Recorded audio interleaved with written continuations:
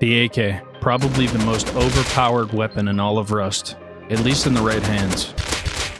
The problem is it's also the most misunderstood weapon in the game.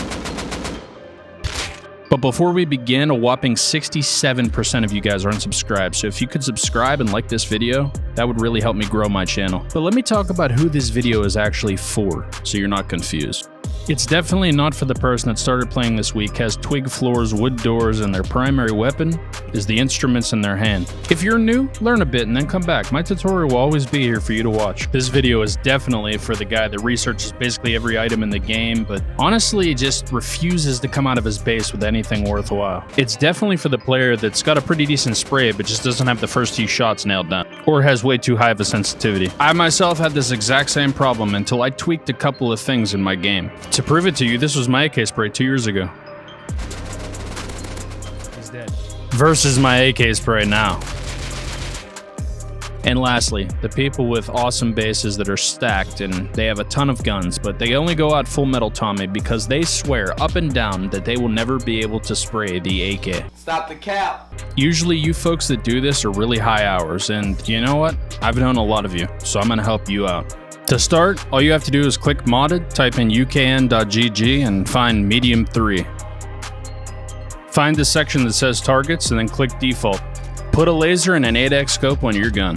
Facepunch added a sensitivity slider for when you aim down your sights in the options menu, but honestly, you don't get very fine control over it. But with this command, you will. I play with 400 DPI and you might not, so play with these numbers. It'll make you a better player, trust me. Now that you have your general sensitivity set, it's time to work on your one taps, and this is the opportunity that you have to fine-tune that sensitivity. This image shows the AK spray, the direction you have to drag your mouse when you're holding down the trigger. And if you do hold down the trigger, then you might notice that the recoil patterns on the wall are exactly the same as that image that I showed you before. It's just flipped. But we're going to focus on the first few bullets because they're the most important. And to learn them, we're going to double our DPI so it makes your spray feel exactly the same as when your 8x is off. We also want to cap our bullets to 2 so we can just work on those first 2 bullets. And that's easy to do, just open your inventory and click the right arrow next to capped ammo. Do not get frustrated practicing this. It takes time, trust me. And I don't get it perfectly every single time either. Work your way up from close range to far range, and you'll become really good doing this. Now you're going to want to limit your bullets to 3, and I'm not going to lie to you guys. The third bullet is so hard to learn how to control. This is due to the fact that bullets 1 to 2 is to the left, and bullets 2 to 3 is pretty quickly to the right. When you practice bullets 2 to 3, you want to make sure that you don't mess up your spray for bullets 1 to 2. Try to keep that muscle memory. If you have to, go back and practice bullets 1 to 2 again. If the bullet impacts are getting in your way, and you're finding it hard to see where you're missing, type this command in. Practice at close range and at far range. The fourth bullet is down left from the third. And once you get these down, now the fun begins. You are done needing to practice with the 8x for now. So take it off and check on your progress with just a laser equipped. Try the one tap. Then try to get double headshots. Then try to get triples and quadruples.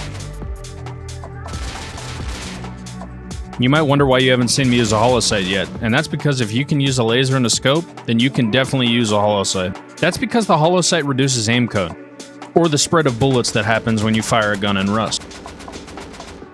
And the difference is really dramatic. The server that I'm in allows you to simulate what it would be like if you were to script. The reason why I did this is because your spray can't get any better than a script. So what this shows us is that the holosight is crazy good and you should be using it every single chance that you get, because honestly, who doesn't love headshots? PS, don't script. We still have things that we need to go over, so I just want to quickly touch on attachments that you should never be using. Number 1 is the Muzzle Boost. It might increase your fire rate, but at the expense of just about everything else. It'll make you fire faster, but it'll decrease your velocity and your damage. Next is the Muzzle Brake, and you should never, ever, ever, ever, ever, ever, ever use this attachment. I don't know why it's in the game. It's terrible. It decreases your velocity, damage, and your accuracy, and the only thing that it serves to do is to make newer players think that they have to use it to compensate for harsh recoil patterns.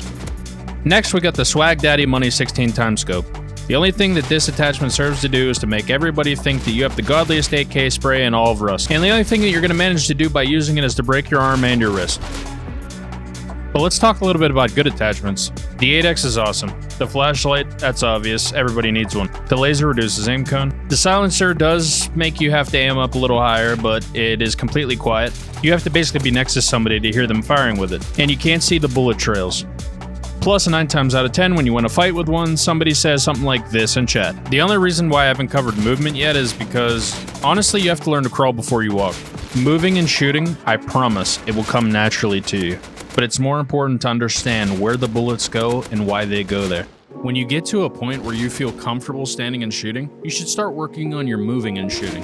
And I think the first thing that you should practice when you start moving and shooting is matching a player's movements with your own and using that to spray. You can use this strategy with just about every sprayable weapon. And the nice thing is that it takes the guesswork out of spraying. Think about it. Why do you move in a fight? It's because you don't want to get hit, and neither does the other player. But matching their movements makes it so much easier on you, because it's like they're standing still. And that's the nice thing about this AK tutorial and why I designed it the way that I did. You can take the steps that I've taught you here, using an 8x to learn the spray pattern bullet by bullet, practicing hip firing, using attachments to reduce your aim cone, spraying at distance, and matching player movements, whatever it is, and apply it to any other sprayable weapon in Rust. Speaking of going places, most Rust players move in a very predictable way. I wanted to get a clip showing how Rust players always move to the left when they start spraying AK, and the first guy that I found did nothing but go left. Most players do this because the gun kicks left when you first start firing it. Therefore, it makes it very easy to predict the player's movement. Sometimes I just stand still because I already know where they're gonna go.